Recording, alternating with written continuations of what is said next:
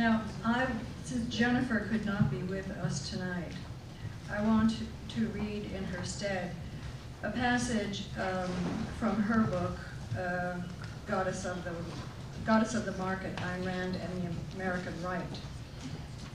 Because this follows somewhat on Mimi's theme, but brings us to an earlier period in the 1930s when Ayn Rand's agent was trying to sell We the Living as a novel. Let's try to put ourselves back to the 1930s. It began to dawn on Rand that there were communist sympathizers, or as she said, pinks, in America. At first she had assumed, quote, they did not matter in the least. This was the capitalist county of the world, and by everything I could observe, leftism or socialism was not an issue, she said. But now she began to hear that although publishers liked the book, they found its politics objectionable. Reviewers and editorial board members explained to Rand's agent that she was simply wrong about Soviet Russia and misunderstood the noble experiment being conducted there. High-profile visitors to Russia reinforced this perception. Important Americans who visited the USSR were given the red carpet treatment and credulously reported back the fantasy they had been fed. More than 10 years after the revolution, communism was finally reaching full flower, according to the New York Times reporter Walter Duranty, a Stalin fan who vigorously debunked accounts of the Ukrainian famine, a man-made disaster that would kill millions.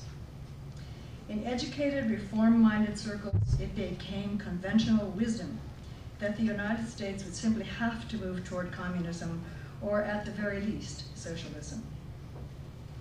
Whittaker Chambers, a communist since the 1920s, remembered the party's sudden surge in popularity. Now, this is very important. He said, these were the first quotas of the great drift from Columbia, Harvard, and elsewhere.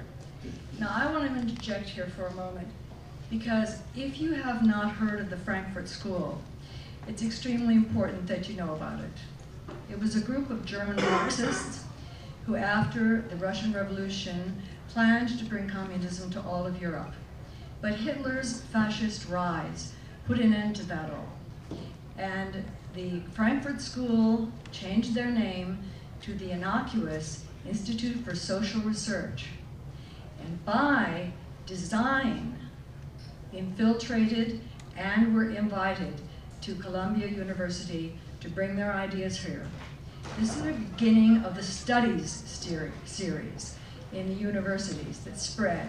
And the plan of the studies programs were to indoctrinate young students into communism. So this was all very much by design. If you don't know about the Frankfurt School, at least Google it. It's extremely important in the history of American politics. So we are back to Jennifer from 1930 on. The small intellectual army passed over to the Communist Party with scarcely any effort on its part. Many who did not join remained sympathetic fellow travelers. Nowhere was the mood more pronounced than in New York's artistic and literary circles. One of the party's most powerful front groups was the American Writers' Congress, which called for a, quote, new literature to support a new society. Quote, the Stalinists and their friends under multiform disguises have managed to penetrate into the offices of publishing houses, the editorial staffs of magazines, and the book review sections of conservative newspapers, end quote, wrote Philip Roth, founder of Partisan Review. The result was de facto censorship, he asserted, not that Roth was opposed to communism or Marxism. Indeed, he led the charge of the Trotskyites, a rival communist faction. The debate was not about the merits of communism. It was about what form of communism would be best. Then in 1936, the election did little to reassure. Roosevelt tacked hard to the left. During the campaign, he pounded away at, quote, economic royalists, quote, framing himself as the only responsible champion of the common man. Roosevelt's presidency set the terms of modern politics, establishing such institutions as Social Security, the Federal Deposit Insurance Corporation, the Securities and Exchange Commission, the National Labor Board, the Federal Aviation Administration, and the Federal Communications Commission. He was creating the basic outlines of the administrative state. And that from Jennifer.